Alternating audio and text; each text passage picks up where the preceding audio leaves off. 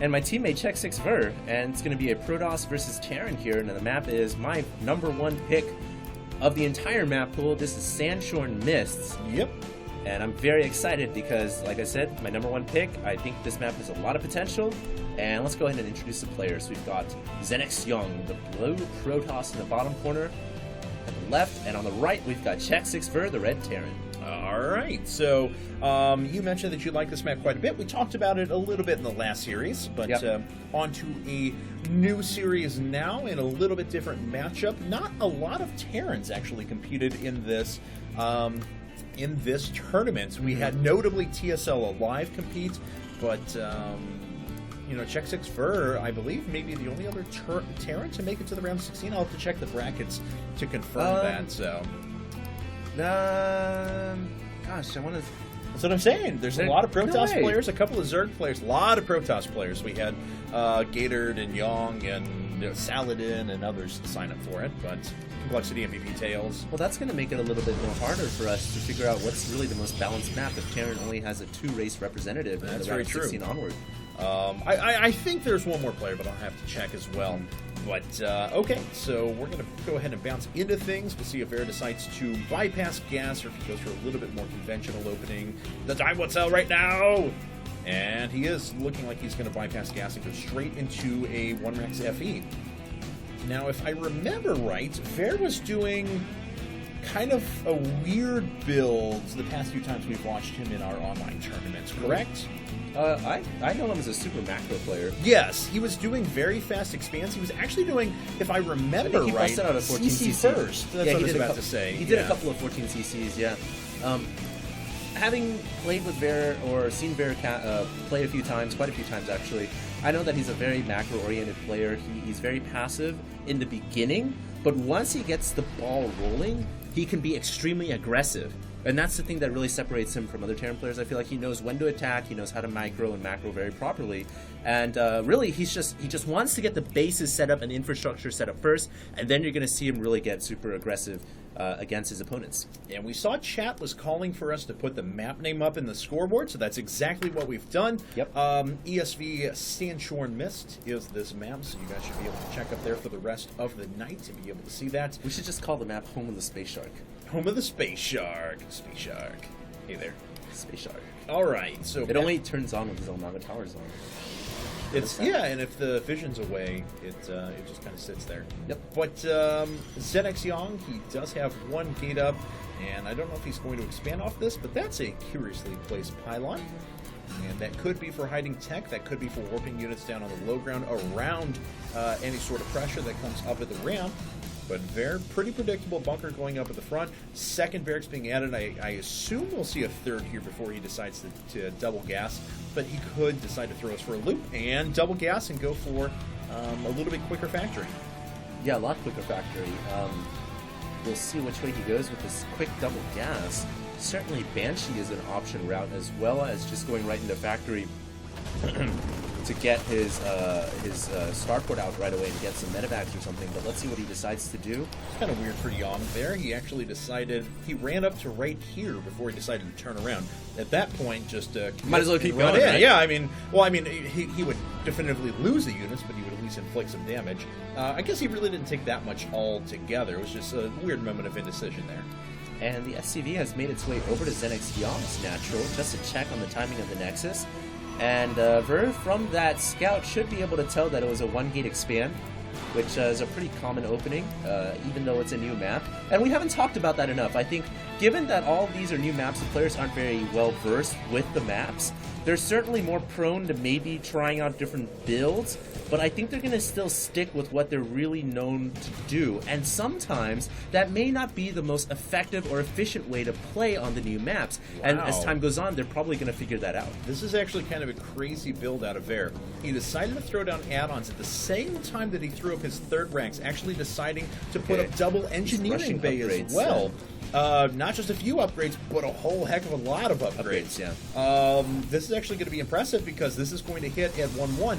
Now, of course, bear in mind, he is going to have no medevac support whatsoever. As he's investing in these upgrades, there's +1, and just a second when he gets the last 100, there it is. Okay, so we have +1 armor coming up at the same time. So this is an interesting situation for him to be in. I think he's gearing up for a stim combat shield +1/+1 timing push, and could certainly do a lot of damage. On the other hand, he could just be rushing to upgrades for whatever reason, but I certainly feel like he's got a window if he wants to exploit it, and we'll see if he does just that. But for now, he is going to macro up, and this kind of plays into what I was saying before. He's the kind of player that wants to make sure he gets his infrastructure and his expansion primarily down first. Sure. Once he gets it down, he will be extremely aggressive. All right, and robotics facility and 3 gates are down for Young. He's going up to double gas though, so there's a good chance that he'll go right into robotics bay here in just a second. And Fair wanting to remain as defended as possible. My God, 3 bunkers are safer than 2. 3 bunkers with a row of supply depots up at the front as well. That's pretty common though, the supply depot row at the front. This is a little interesting to me, given the fact that he decided to invest in those upgrades so early. This is all going to hit at about the same time. I would have figured he would have just tried to hit a timing based on those upgrades, but it looks like he wants to be quite a bit more passive than I had anticipated at first, investing in his infrastructure for a starport at the same time. Yeah, I mean, he could still push out if he wanted to. Maybe he's just getting the bunker just in case. There is, on the Protoss side of things, Twilight Council coming up right now, along with Double Forge. So Zenix Young is no fool here. He's going to also keep up in terms of upgrades, even though he didn't get the Observer Scout quite in yet. Sure. But he's going to get the Observer in now, and he sees everything that Ver is doing. He should see the double NG Bay. He sees that the starport is a little bit later than what you might expect because of the gas that went down for the upgrades. And from there, he can kind of gauge as to what he wants to do. This is actually going to be an outrageously upgraded force, but there's not that much that's just on the field. You got to think, I mean, both these players, we're almost 10 minutes into the game, sitting around 70, 75 supply. If they were just going for pure units, they'd be well above that. But look at the tech that they've invested in. Double forges now for Zenix Young. Blink being researched at the same time. So he is actually investing in a ton of tech himself. We have these +2 upgrades now coming up for Ver as well. So maybe we're just going to have an extremely passive game. I think so. 51 harvesters apiece right now. And an extremely passive game from Ver for now, but I'm pretty sure he's going to open up the playbook in a couple of minutes and start to get a little jiggy with it, shall I say. He can definitely, he can be very, very creative as the game goes on. And this is the map to be creative on. Like I said before, the helicopter landing pad at the main for each player is something that warp prisms and medevacs can use very effectively to drop in the main, but still out of vision of the opponent. All right, and so Ver is going to push out. He's not canceling his bunkers. This is actually something that Pain User espouses. Says that, do you really need those 75 minerals back, or can you just want to have them up in case you need to retreat back to those? So if he doesn't actually cancel those, I'm going to support that decision. Not a bad play. I've always felt like it's just so greedy to do. Yeah. It's like, you really need those 75 minerals? I don't know, man. It's probably worth it to just leave him up. But okay, Zenix Young is now on 6 gates, but he has the Templar Archives coming up as well, so he'll make the full-on switch to Templar and charge that Archon here in a second, as charge is already on its way. I think Ver certainly has an opportunity to make something happen right now. Now, that ramp is like a Shakuras Plateau ramp, and it will take 2 force fields to cut it off. Now, Ver, because he decided to go into much later medevacs, has less of an opportunity to just ferry units onto the helicopter pit, you know? Yeah. Otherwise, he could do it very quickly and get it done with all at once. But Young looks like he's prepared for this. Oh!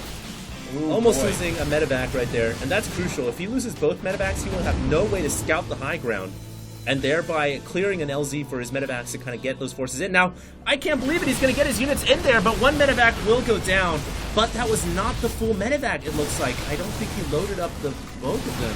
At least I'm not entirely sure, but he does get some of his forces in there. A great stim. Good blinks, though, and the rest of the Protoss army coming back to deal with that drop, but now that does mean the front door is open, and it looks like Ver is going to expose the front.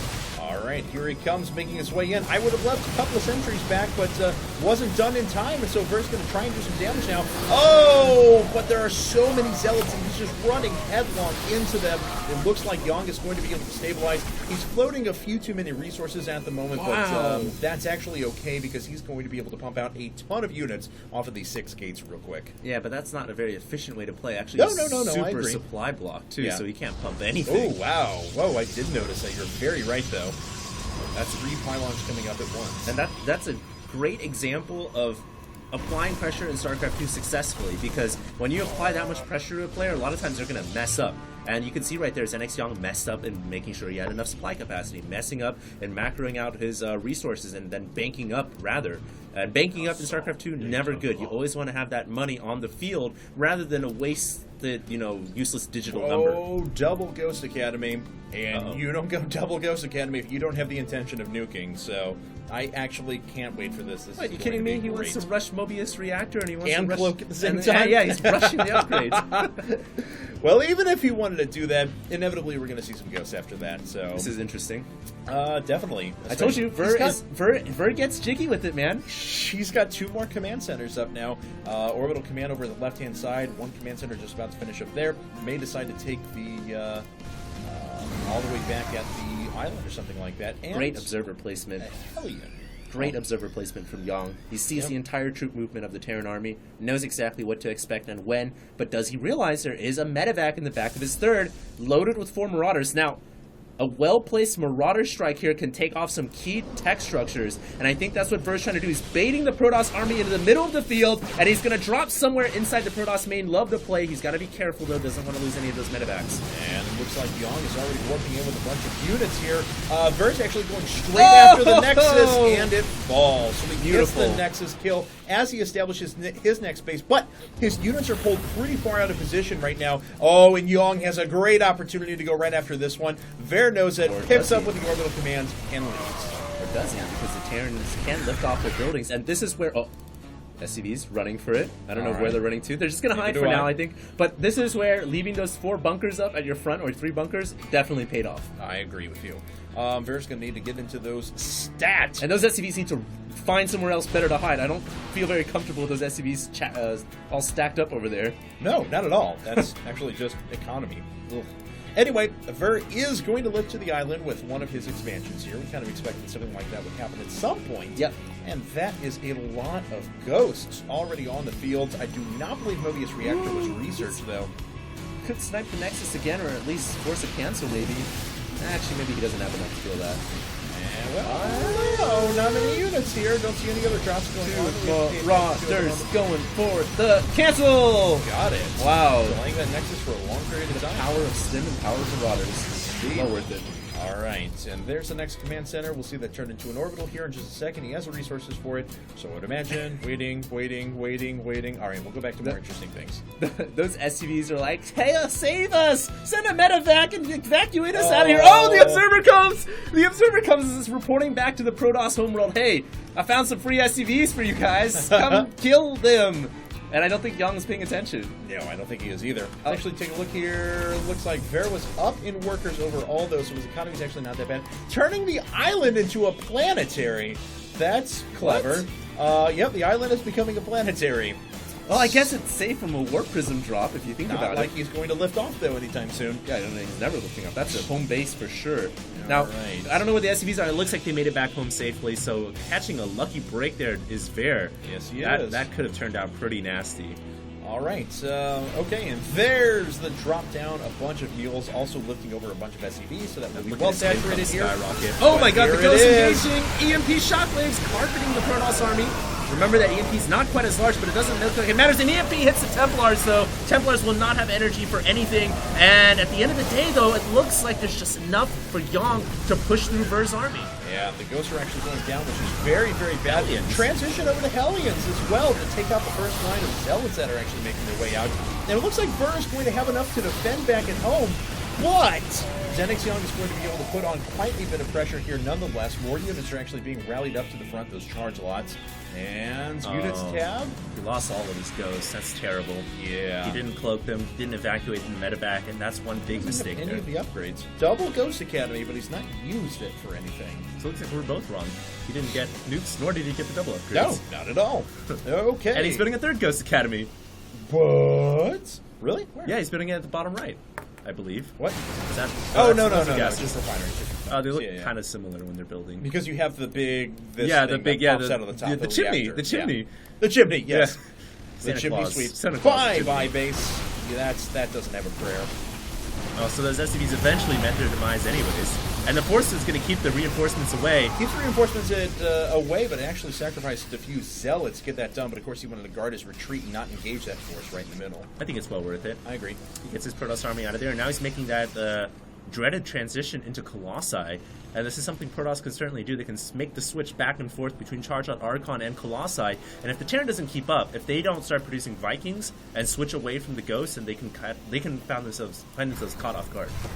All right, so Vair's going to run his way down. He's got a lot of those Blue Flame Hellions. About to finish up +2 as well. I love the Blue Flame So Hellions. this goes from 921 to 1023. 23 damage against light units. That's actually pretty significant. And the Blue Flame Hellions is such a smart switch to deal with Charge Lots and Templars, because obviously Hellions do increase bonus damage to light, and even Sentries. I mean, it's a cheap way to spend your minerals. This is a relatively low HP army for Vair, though. Oh, yeah, absolutely. So if we see any sort of, like, those Colossi start hitting the field in numbers, that army means nothing. Yeah, he's going to need to make the switch into Marauders and tanks if he sees too many Colossi. Now, this is primarily a ground army from Yong. No Colossus yet, except for one. He needs to land a really good EMP. The cannon has been taken out. The Ghosts don't have Cloak, though, so they can't go in there, but they are going to be able to take out that Nexus for free. Yeah, sacrifices it. Doesn't want to engage that army, which is kind of interesting, because I thought he had the superior force right there. But it looks like he wants to wait for the Colossi to catch up before he decides to engage, because this army +4 Colossi, that's pretty devastating. I don't understand the thinking right there to just letting his base die, unless... Oh, no, he thought that they were going to be even on bases. That's why he let his Nexus go down. But little does he realize that there's an island in the bottom right, so really he is down one base right now. He's not picked up on it yeah, at all. that's terrible for him. He thinks it's even right now, and it's not. Right, and Very is up in economy and up in workers and maxed, and oh, no. He's got a lot going for him at the moment. So he's going to try to get a third now, but really he's still going to be one base behind, even if he gets that up. This is still a very, very scary army, though. Yong's going to be maxed here in just a second on less workers than his opponent with more cost-effective units. So that is going to be that's going to prove to be quite the task for Vair to overcome. Yeah, let's check the upgrades too. That can certainly be the deciding factor. Oh, those are 3-3 almost maxed.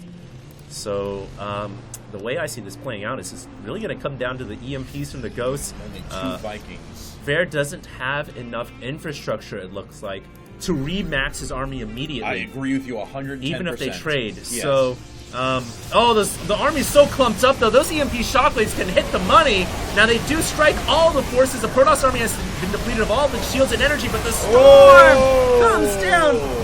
That's a beautiful storm, and it looks like Vair is just going to get completely run over. Yeah, he's only lost 1 Colossus so far. He's got to re-mac real fast.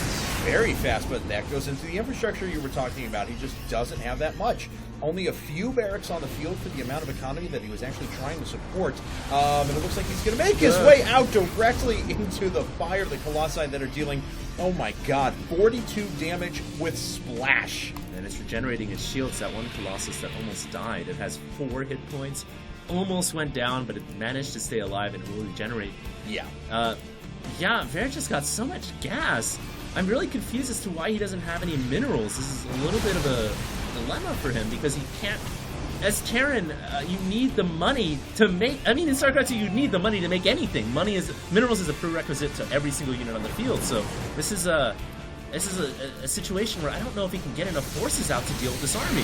And that's not going to help. Oh, that actually makes me cry a little bit. Wow. Let's see. Yong is up, fully mining off of this base The now, third base. so- The third base. And yes, that's taking quite a bit of damage. It looks like we are going to finally ferry some troops over, so Fair will be able to clean up those stalkers, but not before quite a bit of damage was suffered. Now, through this whole process, he still has the space down at the bottom right-hand corner, but oh wow, it looks like Yon just wants to go for it, pushing right into these bunkers that have been there the entire game. EMPs miss a couple of times. Oh wow, this Vikings are actually picked off very quickly. You know, I wonder if his lack of minerals has something to do with the fact that he never made a third orbital down in the bottom right. He made it into a planetary. But the one thing he's got going for him is that Yong, that's all the mining that Yong's doing, so he's not replenishing his army all that quickly either. I totally agree with you. This is actually pretty close. The longer that Yong waits, I feel like the further ahead Ver gets, because Ver is mining off of 2 bases, although this base may be circumvented pretty quickly right here. PF gets 1 shot off. No range on the PF, though, although it is reaching that Stalker on the edge, doing splash to everything else. And now the Zealots running into the main. Vikings get a huge volley off on that Colossus, but the Colossus will not go down. Witch Stalkers coming forward to protect the Colossus as well. And in the back, those 2 Stalkers have found an area to hide, but the Ghosts fighting for their own to save the SCVs, and they will do that. If they explode right now, it'd be a lot better situation, but Yong being pushed back. 128 supply for Fair. He is up. The workers are even, so the armies are basically the same at this point. Yong decided to make the 400 mineral investment to put down a Nexus, though. Okay, that's going to temporarily give Fair an advantage to pull way ahead in supply.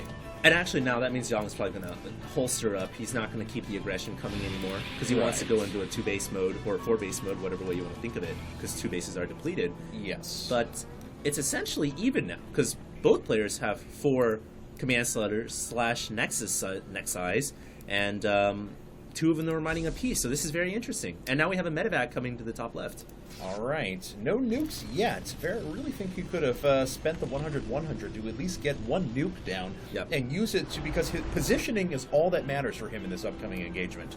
Yeah, especially on this map, positioning and moving your units at the right moment and the right time is so important. You can find yourself getting caught out of position very easily. This is what we're kind of promoting, skirmish style of map play. And I don't know, Yong's kind of keeping his army conglomerated right here, which is going to leave his Nexus down in the bottom right very exposed. All right, and Vera wants to push at the moment. Of course, if he had those extra 4 Marauders and that he can't lose there. those Archon and Zealots. That would, 2 Blue Flame Hellions, this would have gone down very quickly. Actually, the pros are being rallied now to kill the Blue Flame Hellions, and that's not going to last very long.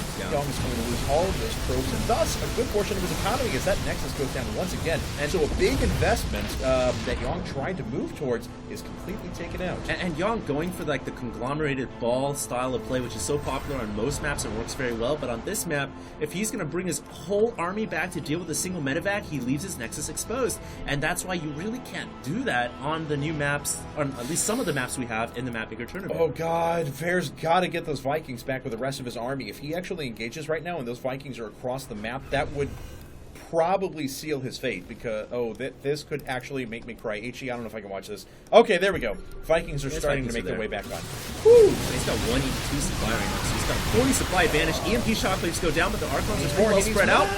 The Vikings going above the Archons. The Vikings taking some damage, but not before they get their volleys off on the Colossi, and they will destroy every last Colossi. Beautiful play, but he has nothing on the ground now to deal with everything left over, and Burn needs to quickly macro. He needs to macro right now. It's at 81 supply to 74. Oh, it's because he's up by 12 workers, and that's really it. And God, this base has kept him in the game. Yeah, if that base wasn't there, he's done. Yeah, it's his life vein right now, and that's all that's really there is to it. If he didn't have it, he would have been out of the game. But there we see that this map really kind of putting in some very close games. I wonder what Ver is going to do now. He's got to macro out some units. Right, because now this base is going to go down, and the base down to the bottom right is actually getting very low in minerals because he had been spamming that PF. Hold. No, he needs to repair. He needs to get a mass repair right now. He needs to repair. Then, oh my god! Even with mass repair. But the Archon's killing the SCVs! He doesn't have enough even with the mass repair. A couple more Zealots do actually go down, but it doesn't matter. Yong has actually accomplished his task. We're going to need to see another command center. Probably one of these orbitals will be lifted over there if I had to guess. At some point here, Ver's got to realize that he has 3,000 gas. And a lot of times when you have this much of a surplus in gas, what do? You make a lot of ghosts. And I guess now he's making 3 ghosts at a time. Yeah, I mean, don't forget, though, the ghosts underwent that cost change, so they're 200, 100 instead of 150, 150. True, actually. That's something that a lot of people don't talk about anymore, so. That's a great point, actually. Yeah. Well, then, maybe he could use that gas for... That's a good question. Yeah. I don't know. I don't think Ravens are that good against Protoss, so I don't know. I'm up in the air right now. Looks like the PF doesn't have the range upgrade, so it really can't protect the back of the mineral line, and as a result, the Stalkers can blink right behind it. And all the SCVs now are going to waste the rest of whatever Ver's got left in the bank to repair. Oh, and Yong could trap this force. EMPs need to go down now, and a couple of them hit. The Archons are pretty low, but not much else has been. This Colossus in the back is just devastating, and it looks like the Colossus is going to stay up. Oh, that's... How the heck did Yong win this game? This is incredible. Yeah, no. Great engagements by the Protoss all around. This was actually so well played. Yeah, great engagements by the Protoss all around. Even though Bear had that hidden island in the bottom right the entire game, Yong's still sticking it to Bear, and it looks like now he's about to come away with the victory, as that Planetary Fortress is the final mining expansion, really, and it is going to get taken out. Nothing that Bear can do. Down it goes, and GG is called.